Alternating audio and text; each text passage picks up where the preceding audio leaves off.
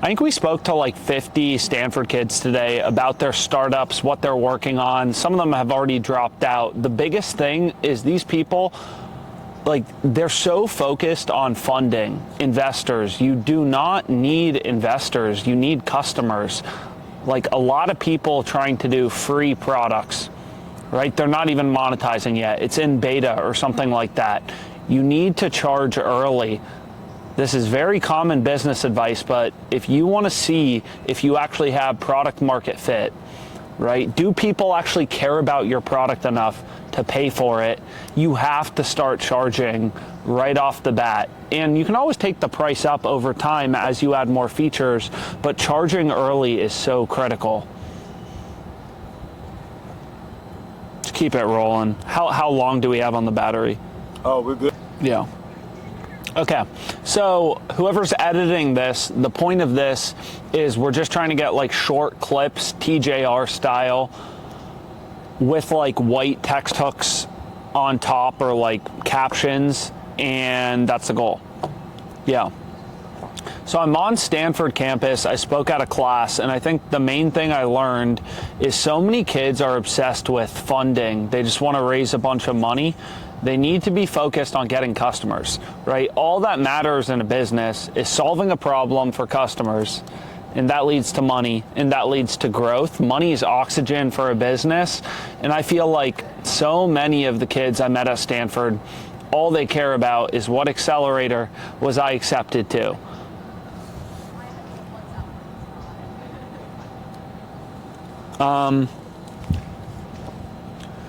It is a trippy feeling being back on my college campus. I haven't been here since I graduated, and it is crazy, man. I met my fiance in the building behind us.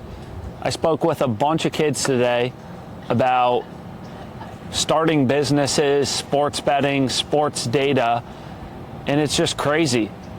Like, I was here as a student like 7 years ago, and then I come back today for the first time. I'm walking around. I met my fiance in that coffee shop back there. I sold my business for over $100 million. It is just absolutely trippy feeling to be back on your college campus. I don't know. What should I word that as? Yeah. Yeah. Okay. I don't know. There's no other way to it is. Yeah. I haven't walked around Stanford campus since I graduated. I never really came back. And it is a trippy feeling to come back 7 years later after selling a company for over $100 million and get to speak at a class about starting a business when the last time I was here, I was listening to all these other people talk about how they started businesses, failing at everything I was doing, trying as hard as possible to soak up the information. Like, it is an absolutely crazy feeling to go back to your college campus after winning and just talk to students, because like I literally see myself in all of the questions people ask. What career should I pick? What should I do? Should I start a business? Should I get a job? Like, these are the exact same things. I very vividly remember it. I remember drinking there. I remember doing everything here. And like, I remember being in the exact same place, dead broke. And now I come back to campus 7 years later, hundreds of millions of dollars, and just get to like share my advice. It's just like crazy how fast life moves. It is insane.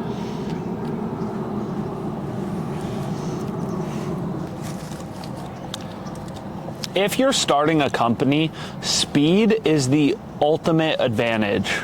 And by that I mean, like, today I'm on Stanford's campus and I spoke with a bunch of students at a class about their startups, their business ideas.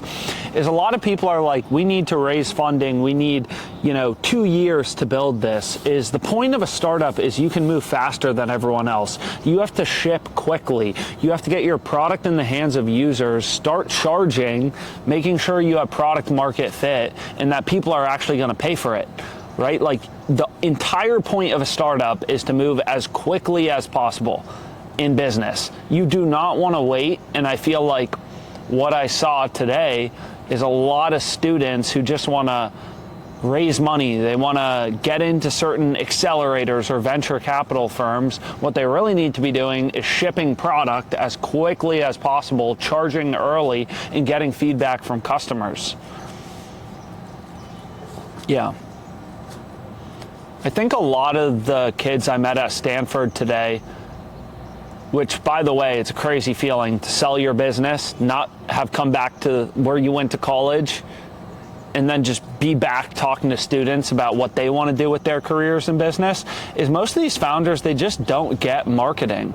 I mean, it's students with, B2C companies. They're trying to sell products to consumers, and they don't even use social media. Like, there is a extremely long list of super cool products that could have changed the world, but the founders didn't know how to market. They were super smart engineers. They just didn't know how to sell. They didn't know how to talk to people.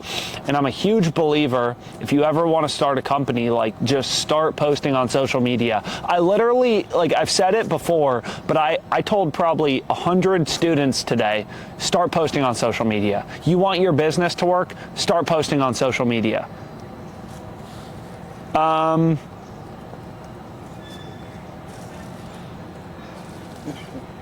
Yeah.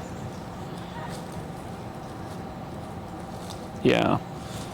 I spoke to a bunch of Stanford kids today. I spoke at a class about their business ideas, and literally almost every person, I told the same advice: start posting on social media. So many B2C products, we're going to help you improve productivity. We're going to help you get these glasses that are going to help you learn more. All this crazy stuff, cool, great, I don't care. Start posting on social media, get sales. I think so many people, especially younger founders, they're so hyper focused on building, and that's awesome. We all want great products, but if nobody hears about it, you're not going to get anywhere. So I told so many students today, start posting on TikTok, Instagram, LinkedIn. I know you're a Stanford CS student. It may sound crazy, but it is so incredibly valuable to have not only strong technical knowledge, you know how to build cool things, but also the ability to distribute, to sell those products and get them in the hands of customers who actually would benefit from having those products. I need more questions. I kind of like this, though. I do.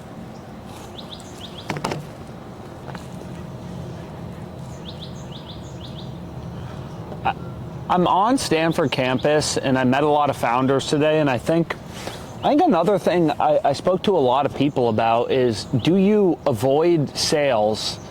So many people, they're in beta, they're giving their product away for free for now because they want to test things out. And I asked them, are you just afraid of rejection?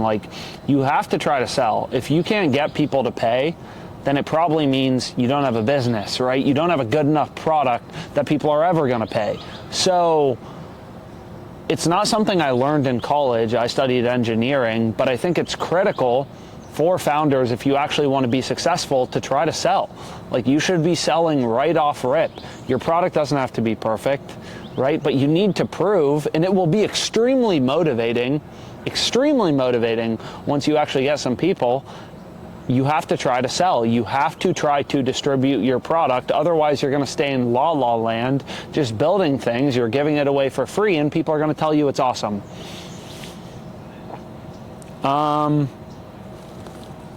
Yeah.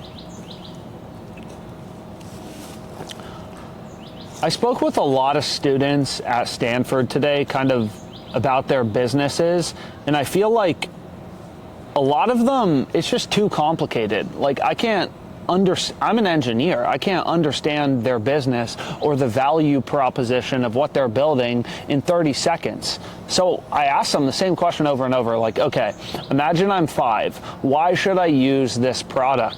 And I think that's very important, right? If you're marketing to consumers or you're marketing to other businesses, you're not going to get a 20-minute demo, right? You have to be able to explain, here's how I make your life better, here's why we're valuable, and literally, ideally 10 seconds, right? For OddsJam, in the case of the company I started, we made it simple. We give you the best data and make it easier to make money sports betting. It is that simple. Of course, there's more info, right, that we share over time. But the truth is like, you have to be able to educate your customers. You have to be able to educate your users. If people don't know why they should pay you, they're not going to pay you.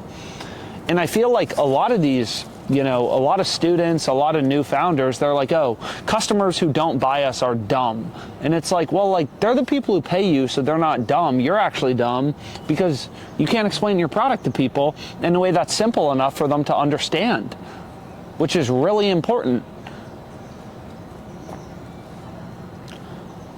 I'm at Stanford and I spoke with a bunch of like young entrepreneurs today, and I think a lot of their ideas are kind of all over the place. It's confusing. They show me a demo and there's 20 different features. And the truth is you should be able to explain like the value of your product in 10 seconds, right? A lot of people say like, oh, like if customers don't get it, they're not sophisticated, they're dumb. And the truth is they're your customers. If you can't explain to them why they should pay you, then you're dumb, right? Like, you're going after their business. So in the case of OddsJam, we made it simple. We help you make money sports betting. Keep it simple, right? We help you make money sports betting. It is that simple. And I think a lot of people here, it's like they pitch me their startup ideas on college campuses, and I still don't understand what the value prop is. Like, why would somebody pay for this? And if it needs some long explanation, it's probably not a good business to get into.